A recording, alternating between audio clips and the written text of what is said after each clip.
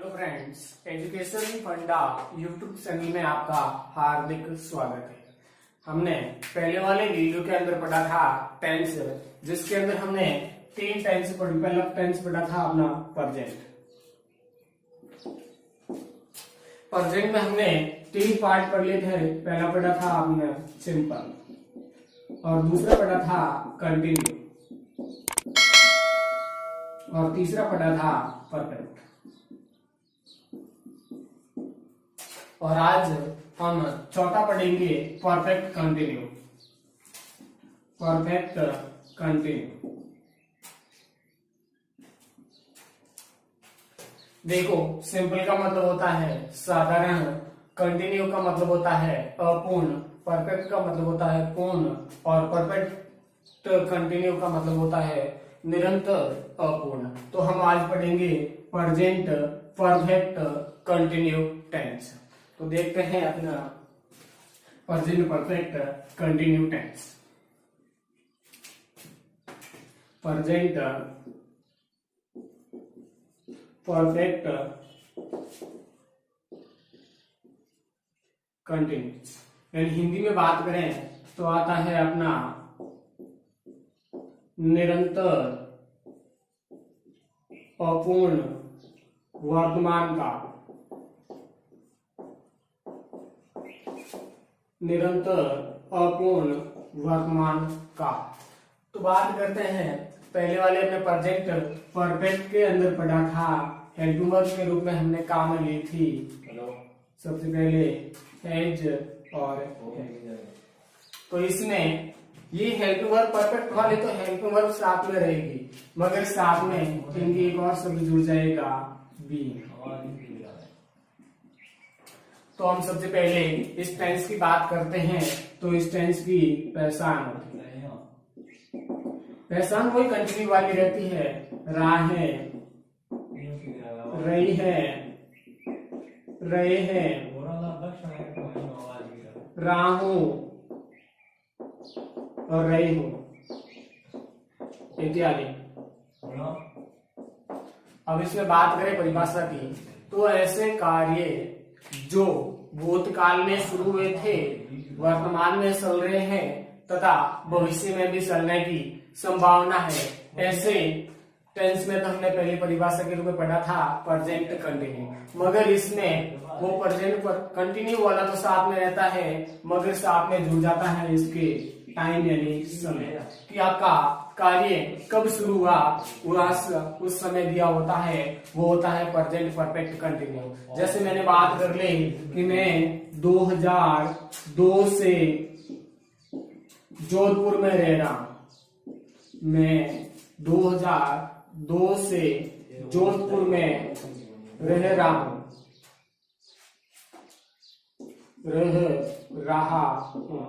तो देखो, सबसे पहले बात करते हैं मैं, यानी ये काम करने वाला है, कर्ता सब्जेक्ट के रूप में बात करें तो मैं। उसके बाद देखो 2002 से, ये है अपना टाइम, यानी मैंने काम शुरू किया, कब किया था 2002 से। उसके बाद जोधपुर में, ये हो गया हमारा ऑब्जेक्ट यानी कर्म की बात करें। और उसके बाद रहना, ये है अपनी वर्ब यानी क्रिया, जो काम को बताने वाले या काम का बोध कराने वाला जो शब्द होता है वो कहलाता है अपनी क्रिया। उसके बाद देखो पहचान की टेंस की बात करें तो पीछे आ गया राहु, तो इसमें राव है, देखो राहु, ये हो गया अपना टाइम। यानी ऐसा टेंस जो भूतकाल में शुरू हुआ हो, वर्तमान में चल रहा है तथा भविष्य में चलने की संभावना होती है, मगर जब कार्य शुरू हुआ उस समय का समय दिया होता है, वो टेंस कहलाता है अपना प्रेजेंट परफेक्ट कंटिन्यू। तो अब मैं स्ट्रक्चर के रूप में ध्यान देना है। सबसे पहले हम बात कर लेते हैं हेल्पिंग वर्ब की, यानी सहायक क्रिया। कर्ता और क्रिया को आपस में संबंध स्थापित कराने का जो कार्य करती है उसको हम कहते हैं हेल्पिंग वर्ब, शॉर्ट फॉर्म के रूप में लिखते हैं HV। और हिंदी के रूप में बात करते हैं तो आती है सहायक क्रिया। अब इसमें आती है अपनी हैज प्लस है बीन, और दूसरी है हैव प्लस बीन, यानी अपना हैज और हैव का प्रयोग हमने किया था प्रेजेंट परफेक्ट टेंस के अंदर, और इसके साथ में वर्ब की पास्ट पार्टिसिपल फॉर्म का प्रयोग किया। अब यहाँ हैज का प्रयोग हमने देखा था कि सब्जेक्ट सिंगुलर के साथ में होता है, और हैव का प्रयोग होता है अपना सब्जेक्ट प्लूरल के साथ में। तो सब्जेक्ट सिंगुलर के साथ में तो हैव आता है जाता है, और सब्जेक्ट प्लूरल के साथ में हैव आता है। अब बात करते हैं इसके साथ में, दोनों के साथ में शब्द जुड़ गया है बीन। अब बीन के बाद में अब बात करता हूं मैं मेन वर्ब में मुख्य क्रिया। तो मुख्य क्रिया आती है इसमें present participle form. Present participle form, present participle form का मतलब होता है, हमारी स्थिति से बात करें तो आती है फोर्थ फॉर्म। फोर्थ फॉर्म, अब फोर्थ फॉर्म का मतलब होता है कि फर्स्ट फॉर्म के साथ में आईएनजी लगाना, फर्स्ट फॉर्म के साथ में आईएनजी लगाना। तो अब इसमें हम समय आया है टाइम। अब इस टाइम से पहले हमें दो वर्ड्स काम में लेना है, एक तो है सिंस और दूसरा है अपना फॉर। सिंस का मतलब होता है point of time, point of time. Point of time का मतलब होता है निश्चित समय। ऐसा समय जो निश्चित होता है उनसे पहले हमें सिंस का प्रयोग करना है। दूसरा है for, point period of time, period of time.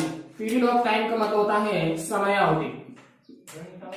समय अवधि, समय अवधि का मतलब है फिक्स समय नहीं होता है, निश्चित समय नहीं होता है, उसकी समय की अवधि होती है। जैसे मैंने बात कर ली है 2 दिन यानी 2 डे, तो अब 2 दिन है कौन से वो हमें फिक्स पता नहीं चल रहा है, इसलिए हम इस 2 दिन से पहले फॉर का प्रयोग करेंगे। और यदि मैंने बात कर ली जनवरी, जनवरी की बात करता हूं, जनवरी का मतलब होता है महीने, जो साल होता है उस साल में एक बार जनवरी आती है, निश्चित है, इसलिए इनसे पहले हम प्रयोग करते हैं सिंस का। तो अब मैं बता देता हूं सबसे पहले कि सिंस का प्रयोग कहाँ का किया जाता है और फॉर का प्रयोग कहाँ का किया जाता है।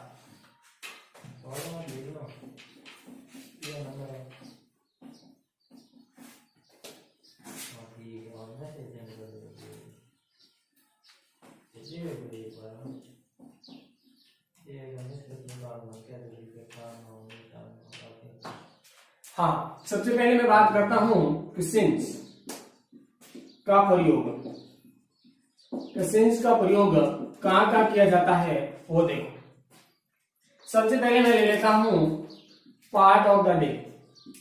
Part of the day, part of the day का मतलब होता है दिन के बाद।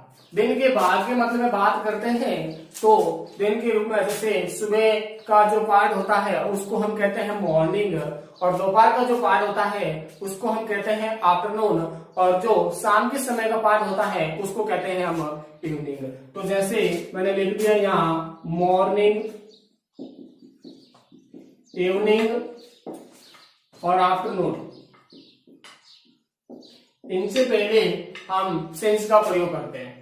नंबर 2 की बात करते हैं तो आता है अपना name of the week. Name of the week का मतलब होता है अपना सप्ताह के दिनों के नाम से पहले भी हमें सिंस का प्रयोग करना है। यानी सप्ताह के महीनों की बात करें तो Sunday, Monday, Tuesday, Wednesday, Thursday, Friday और सैटरडे। तो मैंने लिख दिया संडे, मंडे, फ्राइडे, इनके नाम से पहले अपना प्रयोग करते हैं सिंस का। नंबर 3 की बात करते हैं नेम ऑफ द मंथ। महीनों के नाम से पहले भी हम सिंस का प्रयोग करते हैं। तो अपने को पता है कि महीने होते हैं वो होते हैं अपने 12 एक साल के अंदर। तो जनवरी, फरवरी, मार्च, अप्रैल, मई, उसके बाद बात करते हैं जून, जुलाई, अगस्त, सितंबर, अक्टूबर, नवंबर, दिसंबर। तो मैंने लिख दिया जनवरी, फेब्रुअरी, मार्च, इसी प्रकार 12 मंथ हो गए। उसके बाद मैं बात करता हूं name of year. Name of year का मतलब होता है वर्ष के नाम।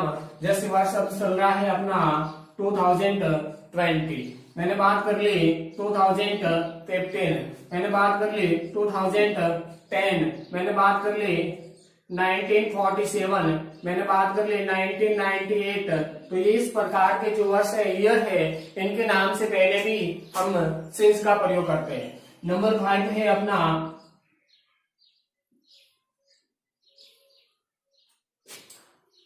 बात करते हैं आगे name of the festival. Name of the festivals, name of the festivals का मतलब होता है त्योहारों के नाम से पहले भी हम सिंस का प्रयोग करते हैं। जैसे बात करते हैं होली, दिवाली,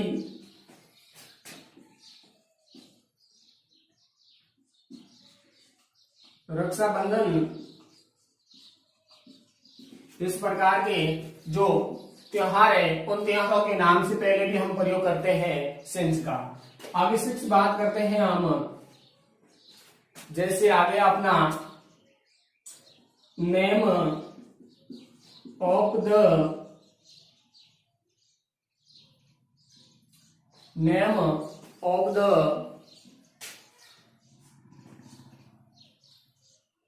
फिक्स, या शुरुआत कर लेते हैं हम फिक्स टाइमिंग। फिक्स टाइम का मतलब होता है, जैसे मैंने लिख दिया 8 o'clock, 8 बजे। जैसे मैंने बात कर ली 9 o'clock, 9 बजे। इस प्रकार के नाम से पहले भी हम प्रयोग करते हैं सिंस का। 7 नंबर की बात करते हैं तो आता है अपना name of the season. Name of the season, name of the season का मतलब होता है ऋतुओं के नाम से पहले भी हम प्रयोग करते हैं सिंस का। जैसे मैंने बात कर ली विंटर, विंटर का मतलब होता है अपनी सर्दी। समर, समर का मतलब होता है अपना ग्रीष्म। जैसे मैंने बात कर ली स्प्रिंग, स्प्रिंग का मतलब होता है वसंत। जैसे ऑटम, ऑटम का मतलब होता है अपना पतझड़। तो ये हो गए अपने सिंस के प्रयोग। इनसे पहले जैसे और भी बात करते हैं तो ये आ गए जैसे लास्ट मंडे, तो इनके पहले भी हम सिंस का प्रयोग करते हैं। जैसे आगे लास्ट डे तो भी सिंस का प्रयोग करेंगे। जैसे आगे लास्ट नाइट तो भी सिंस का प्रयोग करेंगे। जैसे आगे लास्ट मंथ तो भी हम प्रयोग करेंगे सिंस का। जैसे आगे मान लो टुमारो, या आगे यस्टरडे, तो इनके नाम से पहले भी हम प्रयोग करते हैं सिंस का। अब बात करते हैं हम आगे वाला है अपना फॉर का प्रयोग कहाँ कहाँ किया जाता है। पहले ये सिंस का हो गया, अब बात करते हैं फॉर का।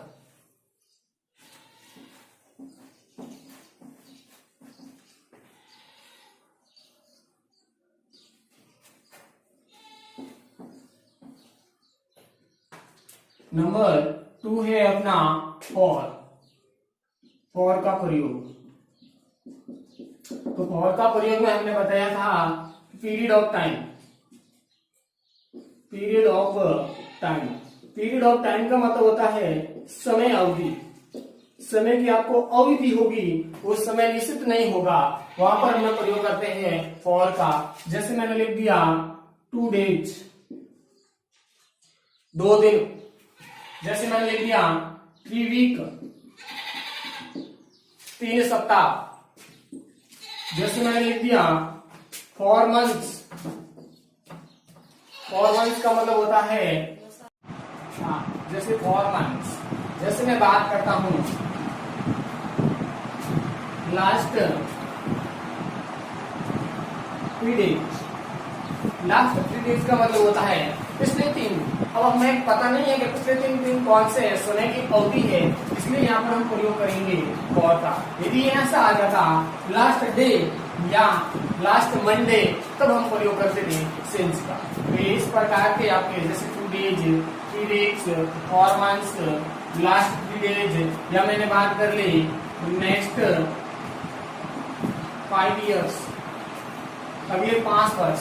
तो हमें पता नहीं है कि अगले 5 वर्ष कौन से हैं, यदि समय की अवधि है, इसलिए हम यहाँ पर प्रयोग करेंगे फॉर का। अब बात करते हैं हम सबसे पहले अफर्मेटिव सेंटेंस कि किस प्रकार के इसमें अपना आता है और हम किस प्रकार को बनाते हैं। हाँ, देखो इसका स्ट्रक्चर, सबसे पहले हम बात करते हैं अफर्मेटिव।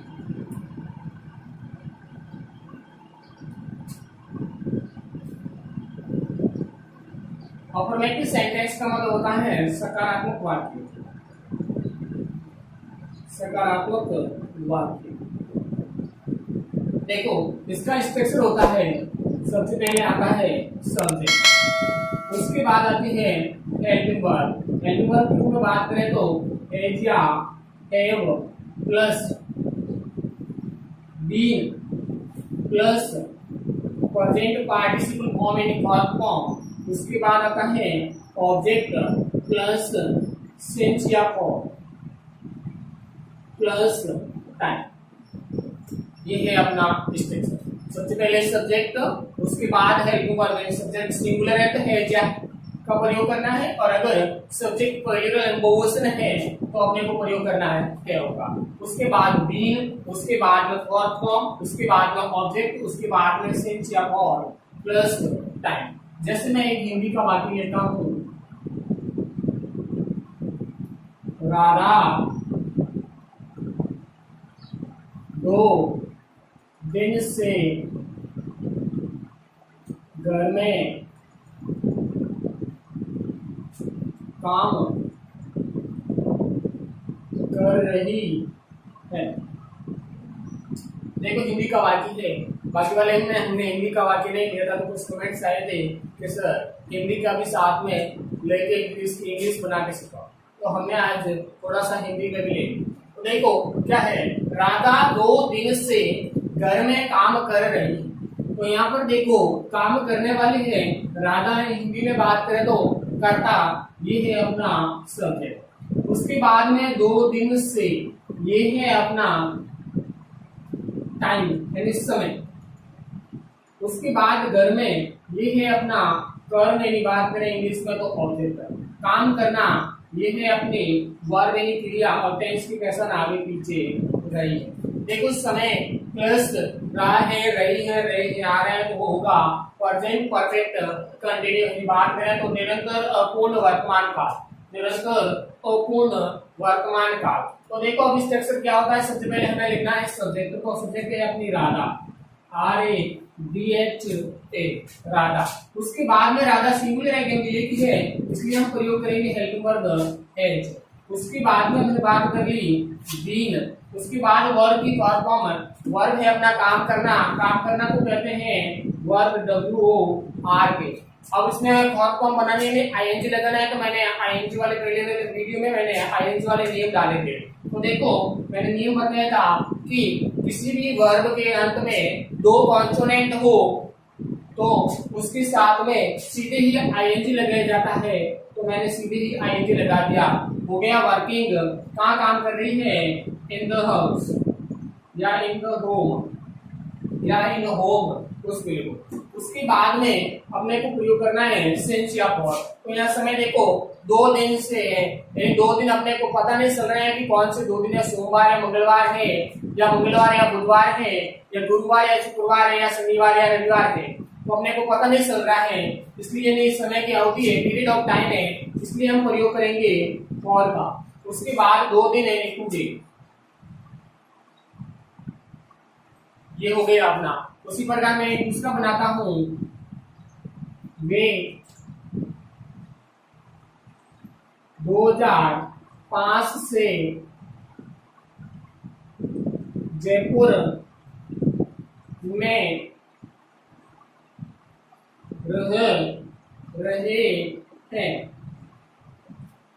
देखो क्या बात दिया हुआ है कि वे 2005 से जयपुर में रह रहे हैं, यानी काम करने वाले हैं अपना वे, यानी ये करता है सब्जेक्ट वे। उसके बाद है 2005 से, ये है अपना टाइम यानी समय। उसके बाद जयपुर में, ये है अपना ऑब्जेक्ट यानी कर्म। उसके बाद रहना, ये है अपनी वर्ब, और रहे हैं ये टेंस की पहचान है, टाइम प्लस रहा है, रहे हैं, तो ये आता है प्रेजेंट परफेक्ट कंटिन्यू में। तो हम ये अपना अफर्मेटिव सेंटेंस है, क्यों है? क्योंकि इसके अंदर ना तो नहीं आया हुआ है और ना ही पीछे प्रश्नवाचक वाक्य है, इसलिए अफर्मेटिव बना हुआ है। तो देखो सबसे पहले हम सब्जेक्ट की बात करते हैं। सब्जेक्ट है वे, यानी स्ट्रक्चर इंग्लिश में बात करते हैं सबसे पहले सब्जेक्ट आता है, हिंदी में बात है वे, और इंग्लिश में वे को कहते हैं दे। उसके बाद वे प्लूरल है, बहुवचन है, इसलिए हम प्रयोग करेंगे हैव का। उसके बाद में बात करते हैं तो आती है बीन, फिर फॉर्म, यानी रहना को कहते हैं लिव, LIVE। तो अब नियम है अपना ING वाला कि अंत में ई हो तो ई को हटाकर ING लगाया जाता है। तो मैं यहाँ ई को हटाकर लिख देता हूँ ING। उसके बाद कहाँ रह रहे हैं? इन जयपुर। अब देखो यहाँ 2005 से नेम ऑफ द ईयर है, यूनिवर्सिटी नाम से पहले सिंस का प्रयोग किया जाता है, तो मैं ये लिखूंगा सिंस 2005। ये हो गया अपना अफर्मेटिव सेंटेंस। अब बात करते हैं दूसरा नेगेटिव सेंटेंस।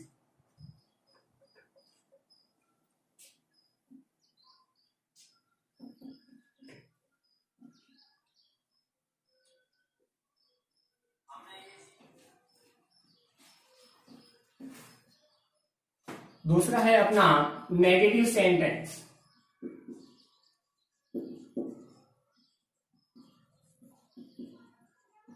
नेगेटिव सेंटेंस का मतलब होता है नकारात्मक वाक्य।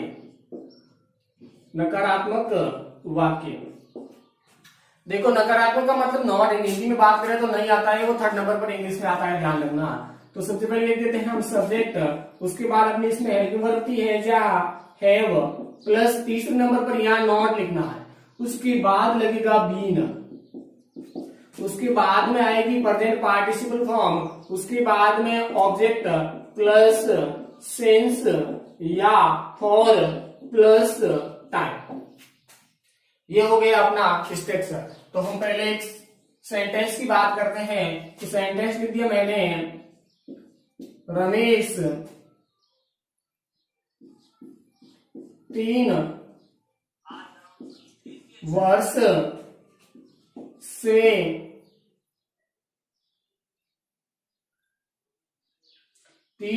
से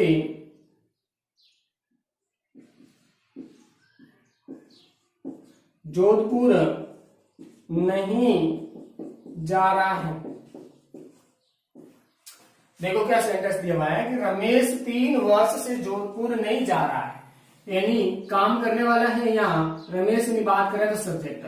अब यहाँ 3 वर्ष से, ये है अपना टाइम, उसके बाद जोधपुर, ये है अपना ऑब्जेक्ट, नहीं का मतलब नॉट, जाना यानी वर्ब है, और रहा है, देखो टाइम प्लस रहा है तो प्रेजेंट परफेक्ट कंटिन्यू। तो अब बात करते हैं सबसे पहले इसमें आएगा सब्जेक्ट, तो सब्जेक्ट लिख दिया हमने रमेश।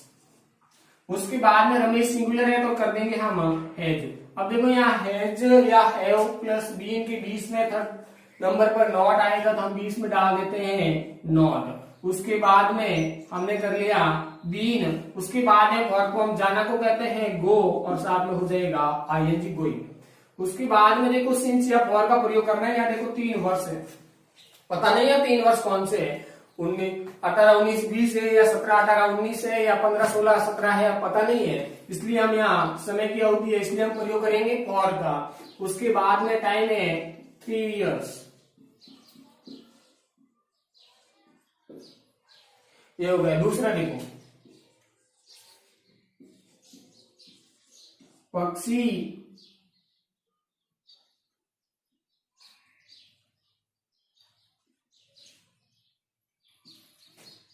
वर्षा ऋतु में वर्षा ऋतु से आकाश में नहीं उड़ रहे हैं। देखो क्या दिया हुआ है कि पक्षी वर्षा ऋतु से आकाश में नहीं उड़ रहे हैं, यानी काम करने वाला है पक्षी यानी द बर्ड्स। तो कर लेते हैं द बर्ड्स, BIRDS, बर्ड्स यानी पक्षी। देखो यहाँ एस लगे हैं, क्यों लगा है? देखो यहाँ पर बिंदी दी हुई है, मैंने आपको पहले भी बताया है, और इनके बीच में बिंदी लगी हुई है, तो मतलब है वो अपना प्लूरल यानी बहुवचन है। तो इसमें बर्ड्स प्लूरल है, तो हम कर देंगे प्रयोग हैव का। उसके बाद तीसरे नंबर पर हमने लगा दिया नॉट, उसके बाद में हमने कर लिया बीन। अब उड़ना को कहते हैं फ्लाई, FLY। तो मैंने नियम बताया था कि जिस वर्ब के अंत में वाई हो तो सीधे ही ING लगाया जाता है, तो मैंने सीधे ही ING लगा दिया। उसके बाद में इन द स्काई, ऑब्जेक्ट है अपना इन द स्काई यानी आकाश में। अब देखो यहाँ वर्षा ऋतु का मतलब रेनी सीजन, ये सीजन ऋतु के नाम है, इनसे पहले सेंस का प्रयोग किया जाता है, तो हमने कर लिया सेंस रेनी सीजन। ये हो गया अपना नेगेटिव। बात करते हैं इंटरोगेटिव सेंटेंस यानी प्रश्नवाचक वाक्य। तो प्रश्नवाचक वाक्य दो तरीके से बनाए जाते हैं, तो आपने हिंदी के अंदर भी वाक्य देखे होंगे। एक तो होता है क्या से शुरू, और एक वाक्य के बीच में आता है क्या, कब, क्यों, कैसे। तो देखो सबसे पहले हम बात करते हैं कि जो वाक्य क्या से शुरू होता है उसके लिए क्या करते हैं। सबसे पहले आती है हेल्पिंग वर्ब, अपने इस टेंस में हेल्पिंग वर्ब है हैज या है। उसके बाद की बात करते हैं तो आता है सब्जेक्ट, उसके बाद में बीन, उसके बाद में फॉर्म यानी प्रेजेंट पार्टिसिपल फॉर्म, उसके बाद आता है ऑब्जेक्ट, उसके बाद सिंस या फॉर प्लस टाइम, और पीछे लग जाता है क्वेश्चन मार्क। अगर वाक्य के बीच में क्यों, कब, कैसे, कहा, कितने वो आता है, तो सबसे पहले यहाँ आता है WS वर्ड, यानी जैसे कहा है तो वेयर, कैसे है तो हाउ, क्या है तो व्हाट, कब है तो व्हेन, ये सबसे पहले लिखा जाएगा। उसके बाद वो स्ट्रक्चर है सबसे पहले जो हैज या have plus subject plus been plus perform plus object plus since या for plus time plus interrogative जो क्वेश्चन मार्क की बात करते हैं। इंटरोगेटिव की पहचान के रूप में आता है क्वेश्चन मार्क। जैसे देखो मैं एक सेंटेंस लिख देता हूं, क्या रवि 2 घंटे से क्रिकेट खेल रहा है। तो देखो इसमें क्या दिया हुआ है कि क्या रवि 2 घंटे से क्रिकेट खेल रहा है, यानी अब बात करते हैं जो वाक्य है वो क्या से शुरू हो रहा है, पीछे देखो क्वेश्चन मार्क आ गया, यानी इंटरोगेटिव सेंटेंस है। तो क्वेश्चन मार्क से यानी क्या से शुरू होता है, तो सबसे पहले स्ट्रक्चर ये काम आता है, सबसे पहले हेल्पिंग वर्ब यानी हैज या है। यहाँ पर देखो सब्जेक्ट के अकॉर्डिंग लगानी है, तो सब्जेक्ट है अपना रवि, सिंगुलर है इसलिए हम प्रयोग करेंगे हैज। उसके बाद बात करते हैं तो सब्जेक्ट है अपना रवि, तो हमने लिख दिया रवि। उसके बाद लगा दिया हमने बीन, फिर एक फॉर्म यानी खेलना, खेलना को कहते हैं प्ले, और अंत में वाई है तो इसलिए हमने लगा दिया सीधे ING यानी फॉर्म बन गई प्ले। क्या खेलता है? क्रिकेट। उसके बाद में 2 घंटे से, यानी 2 घंटे, पता नहीं कौन से 2 घंटे है इसलिए हम लगाएंगे यहाँ फॉर, फिर लिख देते हैं हम 2 आवर्स। ये हो गया अपना क्या से शुरू होने वाला वाक्य। अब मैं बात करता हूं दूसरे वाला वाक्य, गीता व सीता 2010 से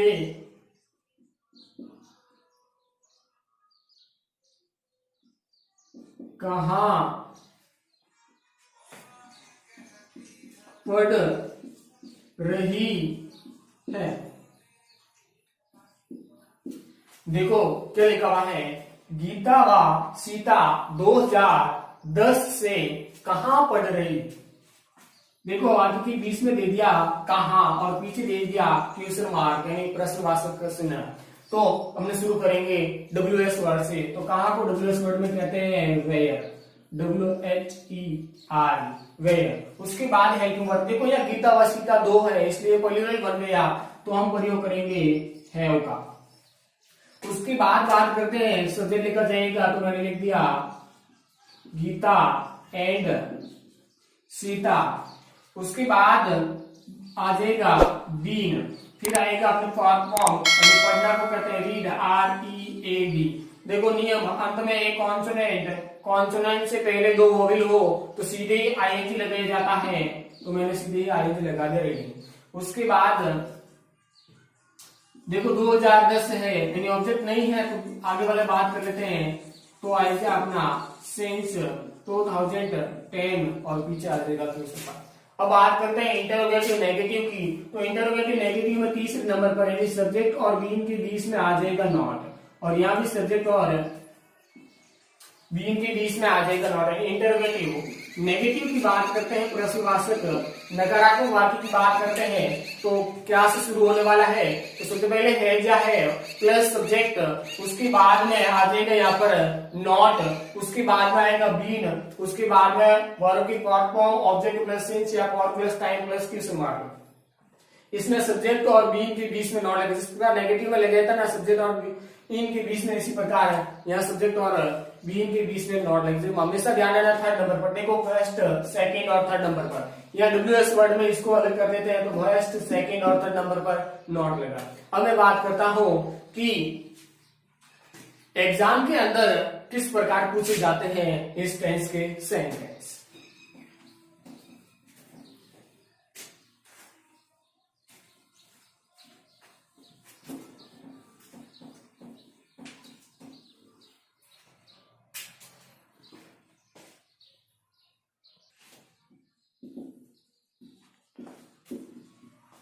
हाँ, हम बात करते हैं कि परीक्षा के अंदर आने वाले एग्जाम्पल किस प्रकार होते हैं इस प्रेजेंट परफेक्ट कंटिन्यू टेंस की। तो देखो इस प्रकार के आएंगे।